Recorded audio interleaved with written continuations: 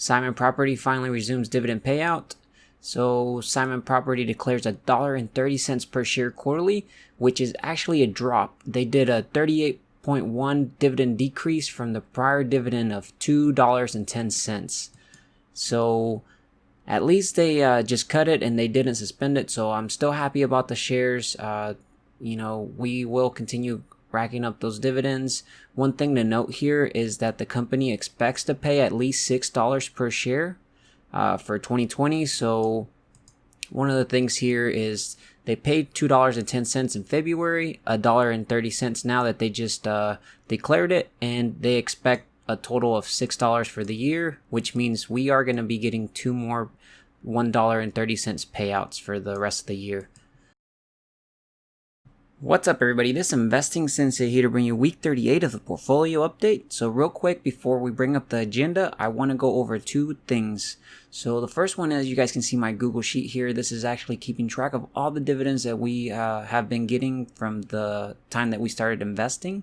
So you guys can see we are in July, so we finally wrapped up 2020 Q2. So you guys can see that we made $534.62. And up here, you guys can see I added a new table thing, and it's basically it's going to keep track of all the dividends that we made on average per month. And the formula that I did was, just to make it simple right now, is I grabbed the latest quarter. So this is 2020 Q2. It's $534.62, and then I divided by 3 because one quarter is 3 months. And you guys can see that we finally are making $178.21 per month, which is really nice because this includes all the dividend cuts that we did get. So that was 4 companies. That was Sitter Fair, Boeing, EPR Properties, and Disney. So once they do start paying up again, we're going to see this skyrocket a bit more. And one of the other things is that we do have some goals for 2020. So we finally met one. One of our goals was to make $150 on average per month from each quarter. And we finally met it. So I'm going to color this and believe it's this color. And I'm really excited about that. One of the other goals real quick is that we are almost close to reaching $80,000 of invested money that we've put. So we are at $79,000. So I'm pretty happy about that. We're about $1,000 away from that. And one of the other things here is that I forgot to highlight this one. We've already met this goal. So this past couple months, we've just been destroying goals, and we're on our way to even accomplishing them even higher. So I'm excited to see what we end up wrapping up the year with our portfolio. But that's actually one of the things that I wanted to go over, guys.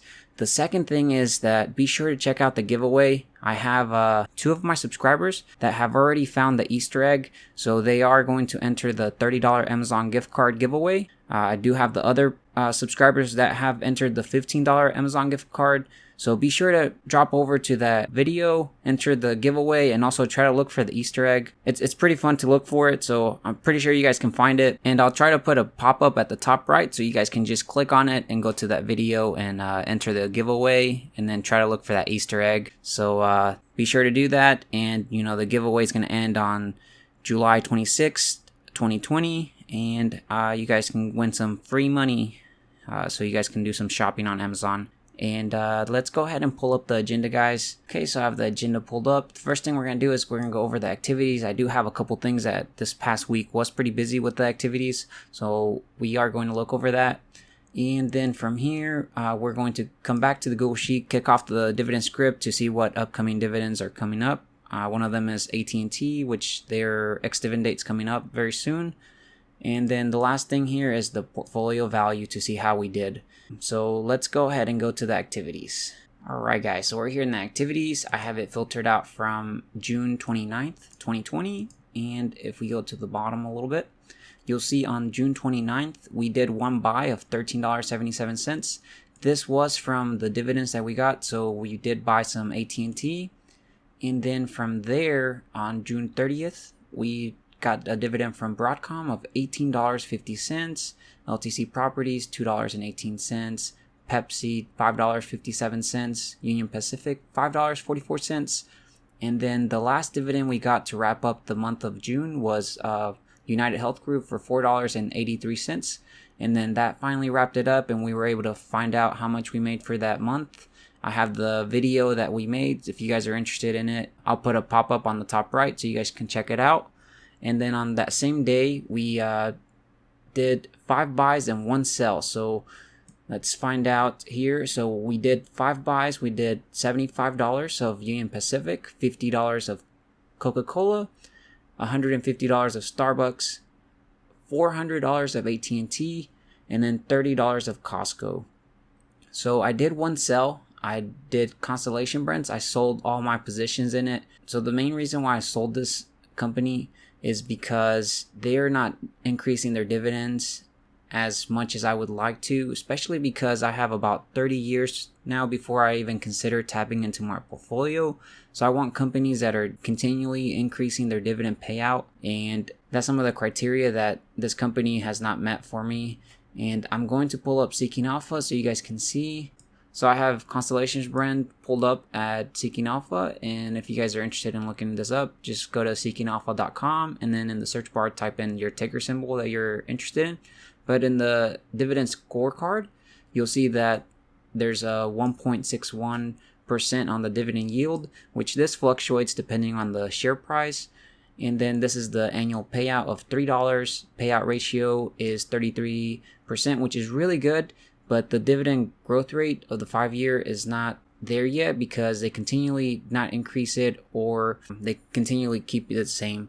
But right here, they have 4 years of dividend growth so far, and every quarter per share that you own, they pay 75 cents. And if we go over here to the dividend history, you'll see that if we go to 2019, they increased it by 1 cent when they were paying 74 cents.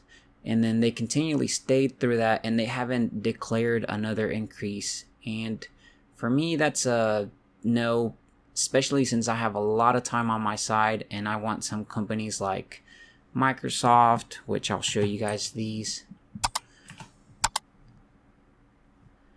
Companies like these that continually increase it. So, Microsoft was paying 46 cents. And if I close this pop-up, Microsoft was paying 46 cents, and now they're paying 51 cents. And typically on the fourth quarter is when they declare a new dividend increase, which is what's coming up soon, which I'm pretty excited about that. And I don't see that with STZ. So I decided to go ahead and sell out of that and buy it into some more companies that are going to pay off longer term. So that's the main reason why I sold out of it. But let's go back to the activities, guys.